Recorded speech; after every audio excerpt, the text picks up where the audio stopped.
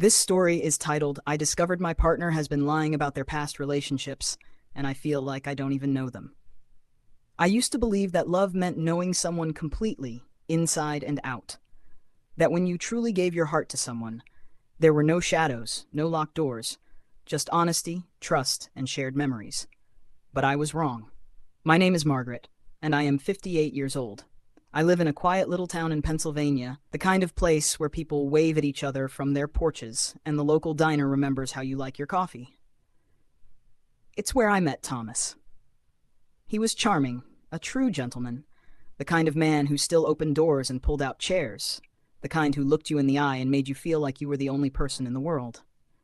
We met at a community event, a fundraiser for the local library. He was helping set up the tables, rolling up his sleeves, chatting with the older women like he'd known them his whole life. I remember the way he laughed, deep and warm, and how he seemed to know exactly what to say to put people at ease. I had been divorced for over a decade, convinced that love was something for other people, for the young and foolish. But Thomas, he made me feel seen again. For 2 years, our relationship was picture perfect. We took long walks, went to flea markets on Sundays, spent quiet evenings on my porch with a bottle of wine. He had this way of telling stories from his past, painting pictures so vivid I felt like I had lived them myself. He told me about his first love, a woman named Diane, who had broken his heart when they were young, about his brief, failed marriage to a woman who had left him for someone else, about the heartbreaks and lessons that had shaped him into the man he was today. I had shared my own scars too, and I thought, no, I knew that we had built something real, something honest. And then, one evening, everything changed. It started with something small. A name I hadn't heard before.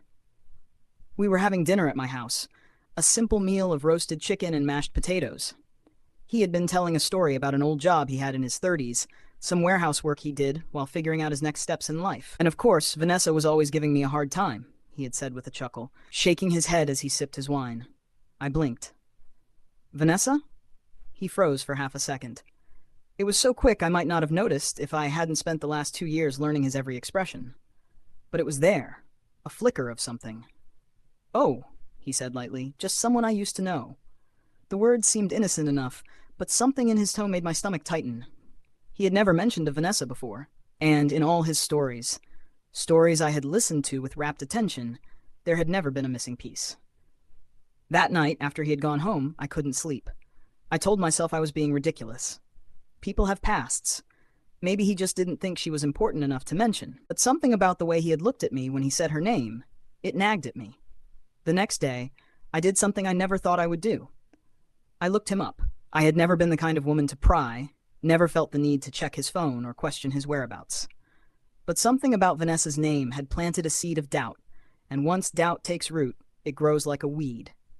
What I found made my blood run cold. There was an old obituary from a small town in Ohio.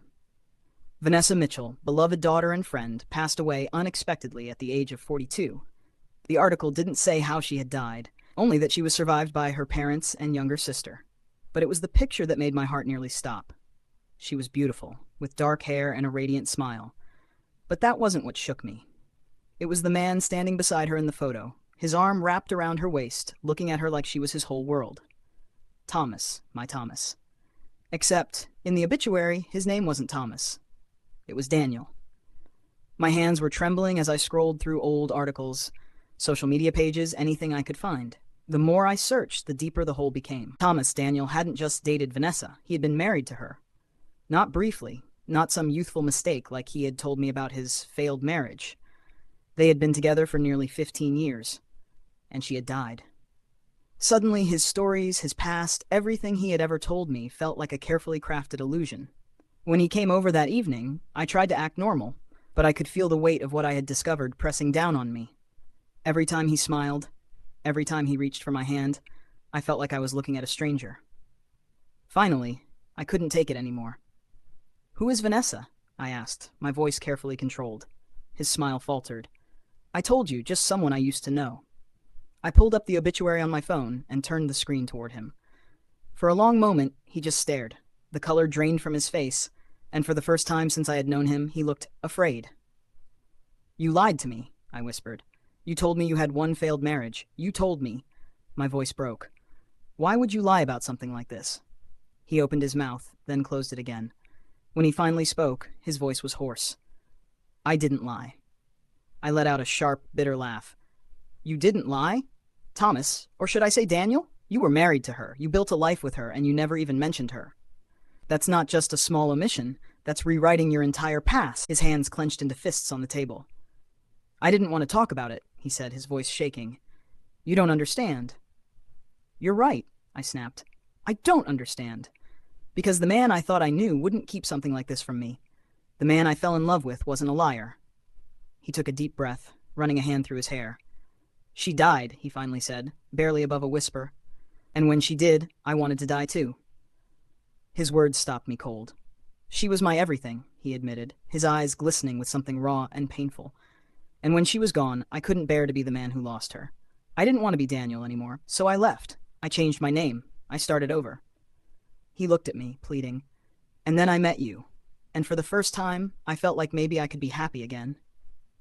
I didn't want to ruin it with a past that I couldn't bear to look at. I wanted to be furious. I wanted to scream, to tell him that love wasn't about erasing the past, but about sharing it, about carrying the weight together. But looking at him, seeing the way his hands trembled, I realized that this wasn't just deception.